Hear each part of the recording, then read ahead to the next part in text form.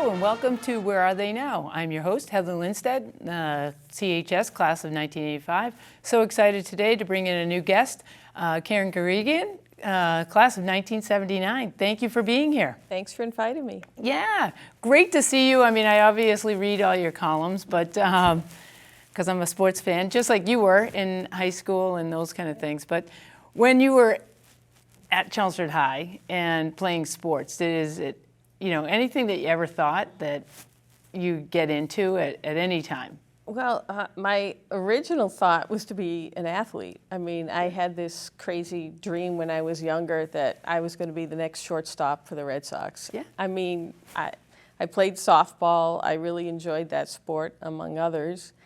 But kind of when push came to shove, when I was in high school, I had to think, well, that might not be realistic. But the good thing was I was always encouraged through high school, even from going back to elementary school. Teachers in elementary school would always comment about how well I wrote, or, in second and third grade, I was using a thesaurus for words. So I guess even going back then, writing was important to me. And, I had a lot of encouragement, as I said, from, a young age in grade school through junior high school. I had an English teacher, Miss Agostinelli, who's now Mrs. Dowd, and she didn't think it was odd when I did like my school report on violence in hockey. Okay. It's like again, she didn't. I wasn't graded poorly because I did this odd topic. But again, then getting to high school, I had teachers in all, not just like English teachers, but a history teacher, Miss Safaris, who was always very encouraging. And, when I finally got to doing journalism type, it was Mr. Meidel. Yeah. So all along the way, I mean, I don't think I could have gotten a better education, or B, more encouragement. And I kind of know about the education part, or I didn't understand it until my first year in college. I had to take like a basic grammar course with hundreds of other aspiring journalists like me. It was like a basic course you had to take. And I was in a room full, there had to be about 100 and 150 students in this basic grammar class. And I was one of the few that could pick out a noun and a verb in a sentence. Really? And these were aspiring. I'm not exaggerating.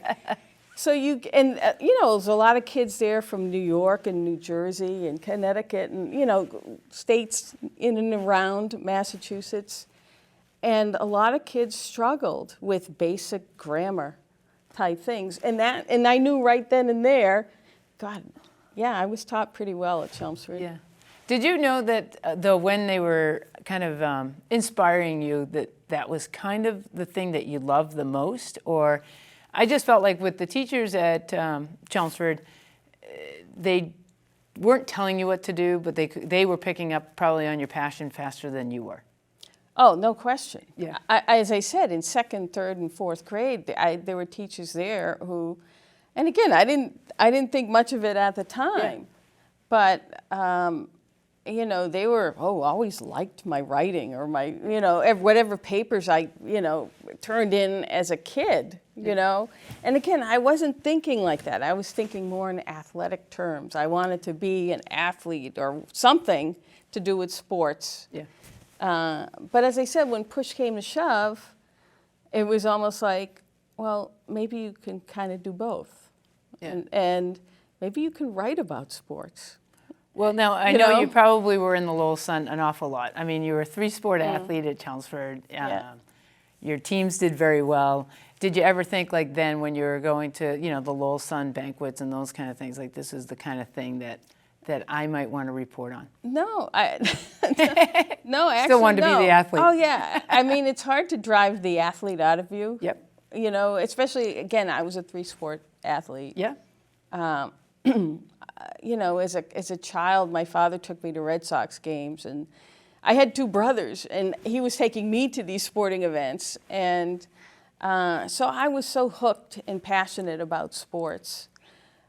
It took me, you know, basically giving up on being a professional athlete to finally sit back and say, okay, now what? Right. Well, you know, all these teachers keep telling me I can write. Yeah. You know, they keep pushing me a little bit in that direction. Well, what the heck? Let me try that. Yeah. And so when you were thinking about going to college and those kind of things, I mean, that was right on top of your list. What I actually did was I wrote letters to the sports editors of the major papers, and like I wrote to the Vince Doria of the Boston Globe, and you know, basically asked, look, I'm in high school, I'm an aspiring journalist, sports writer. You know, where have people on your staff gone? You know, because I want to head in that direction. And he was one of the, I don't know how many letters I sent out to different sports editors, but he was one of the few who responded and basically said, there's, you know, a variety. You know, I have people here from Boston College. I have people here from, you know, Ivy League schools. I have people here from, you know, other schools. And, you know, then I asked, well, do they major in journalism or English? You know, is there, you know, because I'm looking for the fastest, best path I could find. And he said, well, both. You know, I have journalism majors and English majors, so it's on you, kid, what you want to do. So with that in mind, the schools I applied to, you know, I applied to a few Ivy League schools thinking I would major in English. You know, I applied to several other schools that had journalism majors, and that it was a matter of saying, okay, where am I accepted? Yeah. Well, I didn't get into the Ivy League school. I applied to Yale, and that was kind of really disappointing because, you know, you figure when you're a kid that you know, I was in the top 10 in my class. Yeah. 3-sport athlete, 3-sport captain. I was also very good at playing the piano, and you know, it's like, well, what do you have to do to get into these schools? It's hard. But I did get into Northeastern, and as much as I lamented, you know, not getting into that Ivy League school, Northeastern turned out to be the absolute best thing for me in my career in journalism because of the co-op program. Right. And that's an amazing thing, right? The co-op program and just really getting your hands dirty within what you're trying to do, right? I mean, is that? Well, if you can land in the field that you're looking for, and I was so lucky. You know, they were able to get me into the Lowell Sun, which had quite a few co-op students. You know, it was kind of an arrangement. We'll send you kids every semester. Yeah.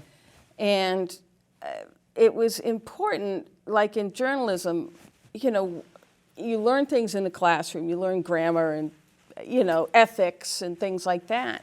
But you really can't learn, A, how to do the job, or B, if you can do the job, right, or if you even like doing the job. right. So, you know, I got to co-op right away at the Lowell Sun, and the very first day I'm there, they sent me out to a fire. And again, I'm wanting to cover sports, but most of my time at the Lowell Sun was spent covering other things. But that's how I learned to be a reporter. Yeah. That's how I learned to write on deadline, which is something I didn't think I could do, but you learn in a hurry. And the other thing is I learned that I actually loved the job, or you get this adrenaline rush, especially like at that day at the fire. I went with the reporter who covers such things, and I was tagging along with him to write a sidebar. So he had the main fire, and I had to find, some side kind of story about the fire. It was a house, and they rescued a dog.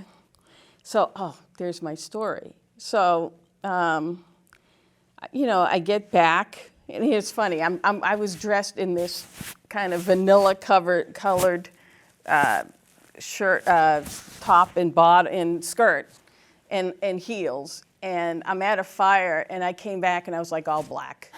So you learn quickly how to dress on Yeah. the job, but then secondly, so I get back, and I'm all excited. Oh, the other thing was, so I went flying out the door, literally within the first 10 minutes I was there to cover this fire.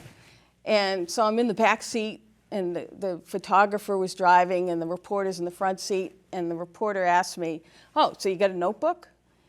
And I'm like, "Oh, yeah, sure." I didn't have a notebook. Can you stop at the CVS? No. So, but I just tried to act cool. I had a checkbook. So I'm interviewing the fireman who rescued the dog, and with the back of checks, Yeah. writing his responses. So we get back to the little son, and I'm there. Obviously, so they have all these computers, which I didn't know how to use. And so the city editor said, "Okay, we'll set you up with a typewriter. You know how to use one of those." "Yeah, I can use a typewriter." And then he said, "Okay, I need it in 20 minutes. Wow. So I'm like, God, I guess I have to write this really fast. So I did. I got it to him, and there I am. When I got home and picked up the paper, there I was on the front page of the paper that very first day. Very first day. And again, that's all it took to hook me, really. When did you get your big break, though, to get to do sports? Well, it's odd. I kind of was able to work at the Lowell Sun not only during co-op, but also when I was in school to try and earn some more money to kind of pay to go to school. Yeah. Schools are kind of expensive. Oh, yeah. Can you imagine going now? No, because it's quadrupled what it costs to go to these places. But anyway, I had done a little bit of sports here and there. Like I answered calls for sports. Yeah. But there were a couple editors from Lowell who wound up going to the Boston Herald to work. And, obviously they had known me as a co-op student, and that when there was an opening in sports, I got a call and said, "Come interview."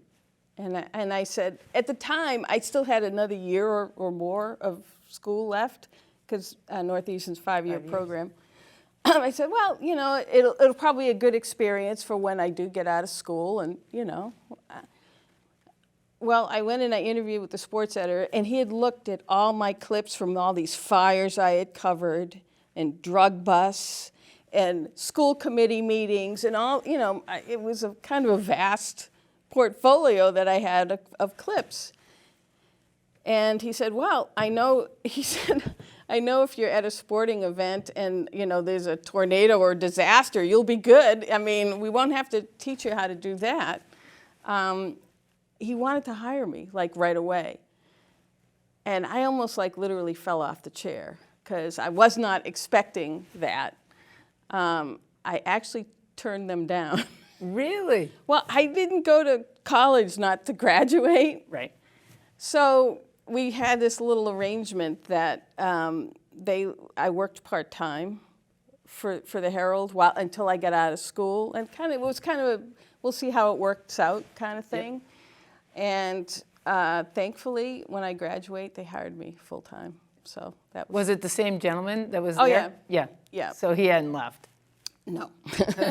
So that worked out. So, and I've been there ever since, and I've been there 38 years. When they said sports, though, was there anything? I mean, clearly, you wanted to be a professional athlete, but you're a female. And then the sports that you played in high school, aren't really what you They, cover. they didn't You know, apply. yeah, Field, you know, no, there's no I mean- field hockey. I mean, certainly I know because softball, obviously or- I'm the ice hockey person, but Yeah. you've got to do the Bruins and you've done yeah. the Patriots with that. Did that matter to you, or? And I have to ask you, when you're writing, do you almost feel like a coach because you're breaking down games and or listening to what athletes have to say? Because in truth, you've got to be listening to what they're saying, Oh, yeah. and really applying to what it is. Yeah, it's. I mean, yeah, I was covering sports that I didn't necessarily play, be it ice hockey, although I tried it once. I did play basketball, and you know, baseball is sort of like softball, but not quite. But it's like fighting that battle of your audience, and does the audience believe you know what you're writing about? Yeah. You know, so that, I mean, that's the struggle. It wasn't what I know, because I know what I know. Right. I love sports. Just because I didn't play hockey doesn't mean I can't cover hockey. I can't understand hockey and can't understand breakouts and things like that. And it's the same thing with football. Right. You know, it doesn't mean that I can't grasp a zone defense. You know, Yeah. You can. So then the trick is conveying that knowledge in what you're writing. Right. You know, and making it, you know, believable to the readers that you actually know what the heck you're doing. But it's no different than there are coaches that coach sports that they didn't play either. Right. Right? Exactly. You know, and once you have that mindset of I just love sports, you're watching it for a different reason. Right. Which isn't always fun. You don't always get to be like, yay, that was a great game. And the other thing is, it's not, covering sports nowadays isn't just, you know, knowing the sport. I mean, you have to have a sense too, like you're dealing with coaches and general managers and all these people who talk to you, and it's almost like you have to kind of read between what they're saying, or have an ability to know, all right, what are they really telling me? Right. Or to know, are they lying to me? Are they, you know, I mean, it's again, it's not a simple thing as just, well, there's the game and there's what happened. There's so much more to it. So it's like a chess match. Yeah, there's just so much more to it now, Right. you know. But even so, it's like a game within a game. Yeah. And you think like an athlete, so that's what you're Right. trying to do anyways. Right. Or I know when somebody is BSing me, Yeah. you know. So when you write a story, you've won some accolades and those kind of for being so good at what you do. Has there been a story that you were like, yeah, I just hit it out of the park on that one? Do you know that? I mean, do you feel that? Yeah, sometimes you I mean, you know, I mean, I'm probably my own worst critic. Right. But I think that's a good thing, you know, because you're always striving to be better or striving to write something better. Mm-hmm. And for the volume of things that, you know, I put out in a week or a year or whatever, I mean, it's like any athlete. It's hard to be on top of your game all the time. Right. You know, you try, but sometimes it just doesn't happen to you, or there is such a thing as writer's block, you know, and you oh my God, I don't know, how am I going to get into this story? And, you know, so you sit back, take a breath, and you get it out. But it's not always your best thing. You know, the stuff that you have time, you know, a little more time to work on. I mean, just this week, 2 days ago, yesterday, I wrote something that I thought really came out well, and it was about a former Patriot player who took up golf after he retired, and he's now basically a step away from qualifying for the U.S. Open. And it was not only just a fun piece to write, but, you know, getting a hold of all the people that were necessary to get a full picture, and then putting it all together in a nice, readable, enjoyable fashion.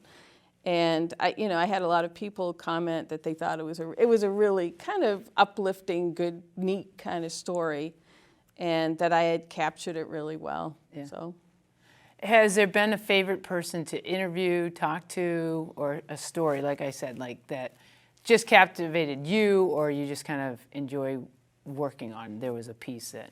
Well, I like mean, that. there are. It's like it's probably not smart of me to tell you who's good or who's not good or who I like or don't like, because you want to have an even Correct. playing field. But I will say, from people that I've written about or met that weren't like directly involved in the beats I now cover, that I found fascinating, and this goes way back. I met Billie Jean King and did a story on her. And she just kind of blew me away with just her insights and knowledge, not just of tennis or the sport, but sports in general. And, it was just fascinating to listen to her. Right. So, that was one of them. I was also did a story on Muhammad Ali a long time ago.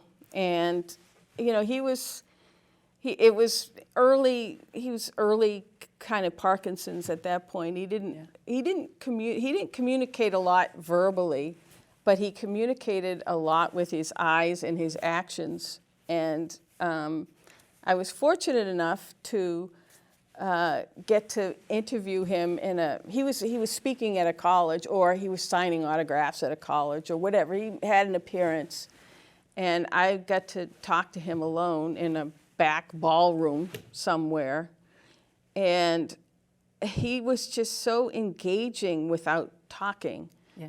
Like he wanted to know we shadow boxed. Really? Honest to goodness. But so he just wanted to see, are you really? Do you really know anything about boxing? All right, put him up. Okay, so oh my God, and I'm like in the middle of this going, I'm like shadow boxing with Muhammad Ali. I was like, oh my God. Then he started. So at that time, did you feel like the pro athlete that you wanted to be? Shadow boxing with Ali. And I was just, as I said, just kind of fascinated by the whole thing. Then, again, I wanted to talk to him about his career and stuff, and then he started doing magic tricks.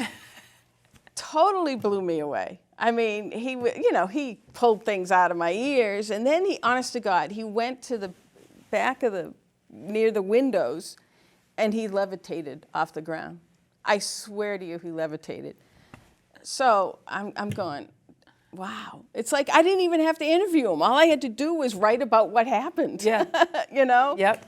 Fascinating stuff like that. So do you sometimes think back, from, like you said, second and third grade writing, going through Chelmsford High and teachers telling you doing a great job, and then being with some icons. Those are icons in athletics. And being like, how did I get here, though? Yeah. I have to pinch myself. It's like I've had a ton of people say to me, and even strangers, oh my God, I want to be you. Like, I want your job.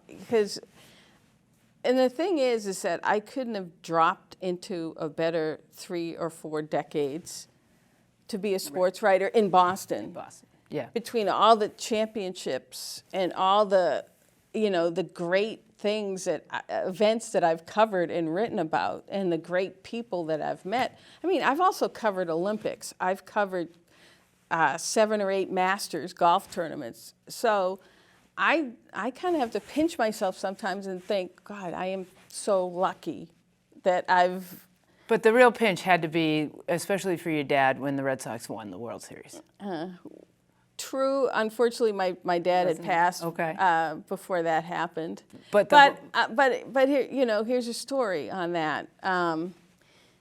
I was in St. Louis. I covered that. They came back from Love 3 to the Yankees. I was at all of those games. I was in New York, and they finally won that game. And I was in St. Louis, obviously, that was a sweep. That was a quick series. But I was standing with a colleague, Jackie McMullen, a Westford alum, Westford High alum. A legend with the Celtics. Yes, and we were both around the same age. And again, she was an athlete too, coming out of high school. And right before the last out, and it was almost like she grabbed my hand and said, our parents would have, our parents who are no longer here, like both of our fathers. Yeah. It would have been it was like we were trying to experience the moment for them Yeah. too. Yeah. You know? So, you know, it's interesting. But yes, I was thinking of my father then when that happened. Well, right. Like you said, though, at the start, like, right, your dad was He taking was you taking me to Fenway Park all the Fenway Park. time. Yeah. And there you were, like, you could have been the shortstop, though. Yeah. Well, I don't know. Yeah, although it's so weird, many of my uncles in my family never like cast doubt or aspersions when they were convinced I was going to be a shortstop on the Red Sox. maybe that was just for fun, but again, again, being female, Yep. and aspiring into careers either as a shortstop or even a sports writer. Right. In a kind of a male-dominated career, I never batted it. That never fazed me. Right. I never batted an eye. It was just, okay, how do I get from point A to point B? Right. But being an athlete and getting to go to the Olympics and, like, watching somebody and hearing the anthem, too, it's Yep. like you were there anyways. Right. As an athlete. Like, I think what intrigues me is the most about your writing and stuff is that I do think, like I said, like you're almost like the coach and you're really trying to figure out the X's and O's of the whole thing. Right. Well, it's always a mystery. Yeah. But as much as when I was growing up and reading the sports pages with my father, I was inspired by sports writers. Correct. Lee Montville from the Globe. I'm going, God, if I ever did this, I'd want to write just like him, or convey what he always tried to bring readers things that weren't obvious. Yep. To the just from watching. And, the stories behind the stories, or what led to that bunt, what led to, kind of the back action as to why did you see what you just saw, kind of thing. Well, I'm telling you, it's been fantastic for me to know that you're an alum. I've followed you. I think it's absolutely terrific. And clearly I followed you as an athlete, too. Yeah. So I really appreciate you being here. I want to you. wish you continued success. And I hope I did as good a reporting job today on you as you've done across the way. So thank you. To our listeners, thank you very much for being here and enjoying Where Are They Now? Thank you.